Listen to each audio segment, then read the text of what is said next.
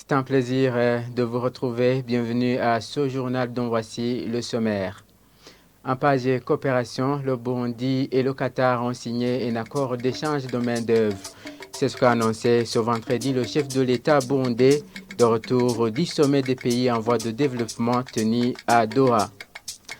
Et l'expert national en préparation et réponse aux urgences à la Croix-Rouge du Burundi plaide pour la mise en place d'un organe de relais des urgences en cas de risque. Voilà pour le sommaire. Les détails, c'est dans un instant.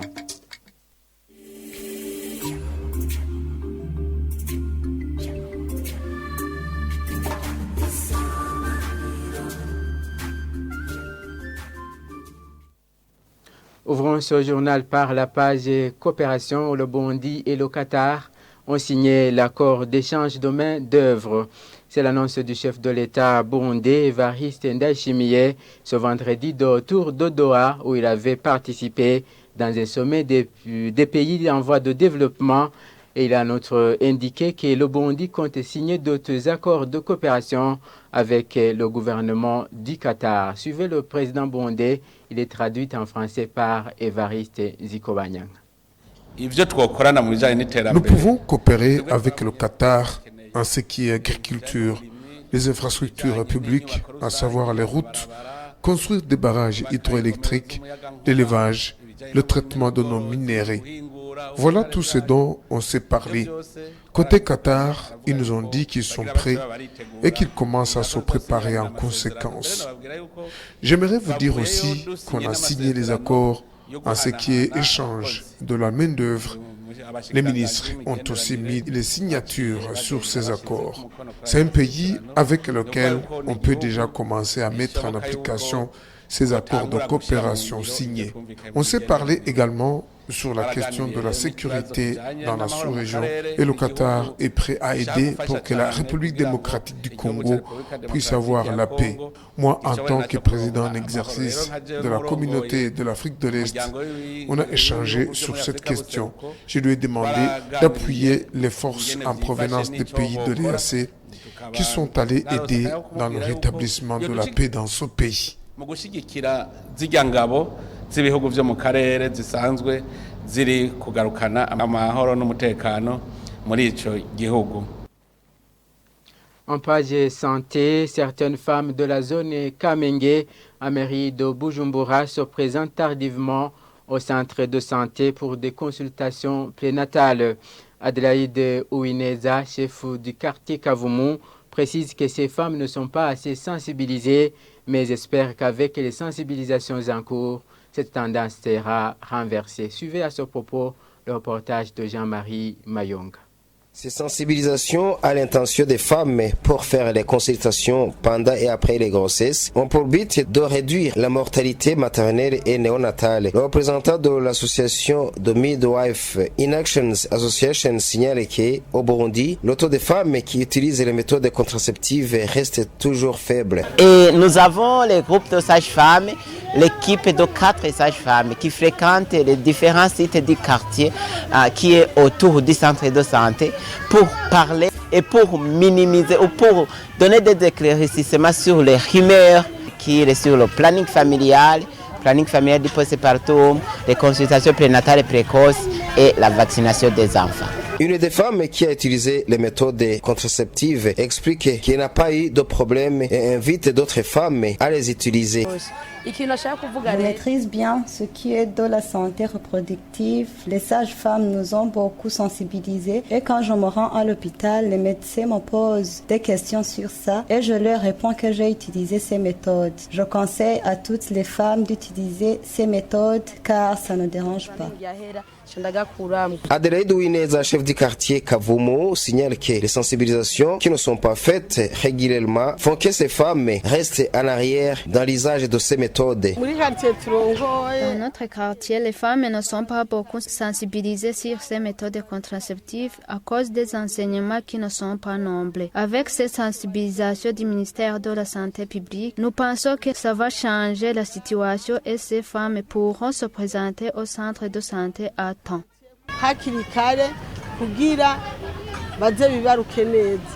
Ces activités sur les sensibilisations afin que les femmes aient des soins de qualité pour la réduction de la mortalité maternelle fœtale au Burundi a été organisée par le ministère de la Santé publique via son programme de la santé reproductive en collaboration avec l'association The Midwife in Actions Association Viara Uheke.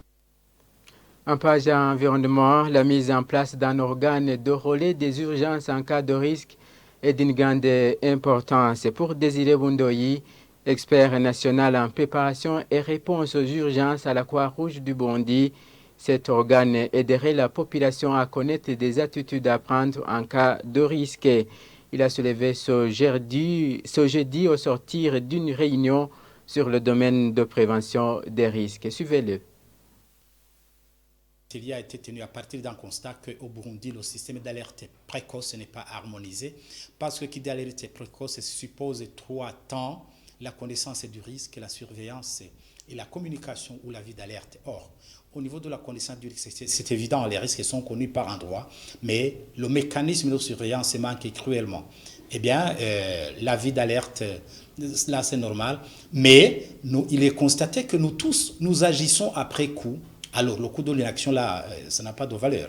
Eh bien, c'est quand la catastrophe est survenue que nous tous, nous nous agitons pour la réponse à la catastrophe. Mais, désormais, nous devons nous inscrire dans le cadre de la prévention. C'est-à-dire qu'on doit avoir un système d'alerte précoce très, très harmonisé, surtout essayer d'affûter ce mécanisme de surveillance de la typologie de la catastrophe qui peut survenir. Constatez que quand il y a prévision saisonnière, par exemple, il manque une institution, un organe qui diffuse des messages. D'abord, messages de veille disant, comme les prévisions disent qu'il y a une forte pluviosité, 3 mois avant, chers membres de la communauté, comportez-vous comme ceci, 1, 2, 3, 4. Un mois avant, adoptez tel comportement, 1, 2, 3, 4.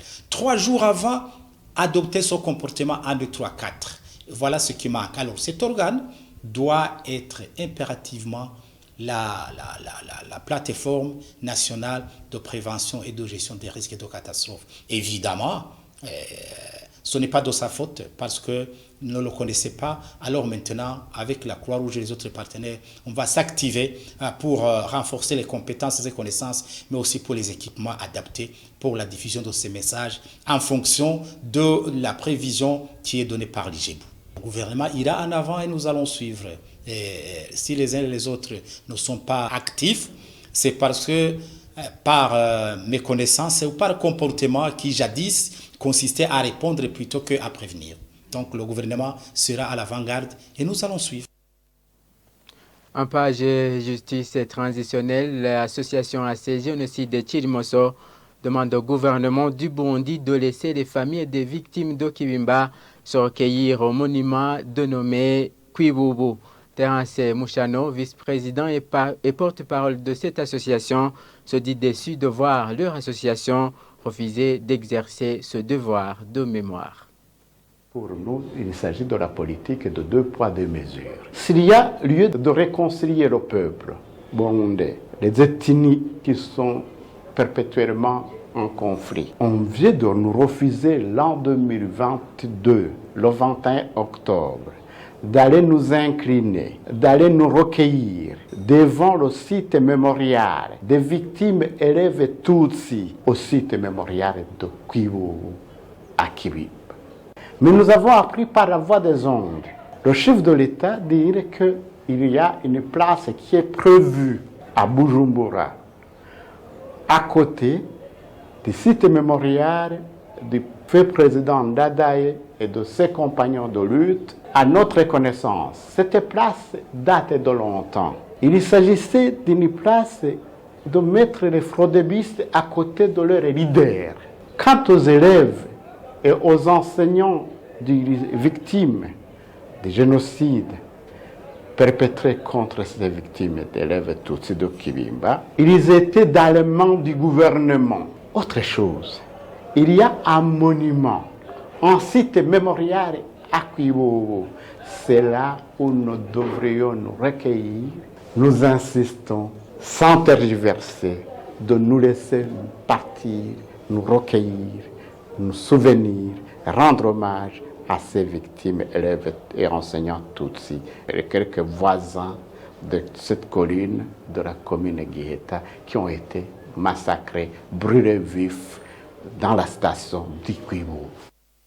Clôturons ce journal par cette page justice, où la justice burundaise a pu empêcher une perte de plus de 79 milliards de francs burundais dans les caisses de l'État au cours de l'année dernière 2022. Annonce de la ministre de la Justice ce samedi au cours des cérémonies d'échange de vœux pour l'année 2023 entre le ministère de la Justice et le président de la République du Burundi. Et voilà, c'est par cet élément que nous mettons un point final à ce journal. Merci de l'avoir suivi et bonne suite de programmes sur Isanganiro.